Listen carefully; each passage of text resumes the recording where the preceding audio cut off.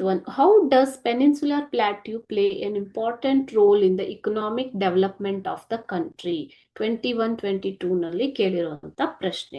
Peninsular plateau ಅಥವಾ ಪರ್ಯಾಯ ಪ್ರಸ್ಥಭೂಮಿಯು ಭಾರತದ ಆರ್ಥಿಕ ಬೆಳವಣಿಗೆಯಲ್ಲಿ ಹೇಗೆ ಪಾತ್ರ ವಹಿಸುತ್ತದೆ? The Peninsular Plateau has great economic significance. ಅದು Peninsular Plateau has great economic significance. ಪರ್ಯಾಯ ಪ್ರಸ್ಥಭೂಮಿಯು ಆರ್ಥಿಕ ಪ್ರಾಮುಖ್ಯತೆಯನ್ನು ಹೊಂದಿದೆ.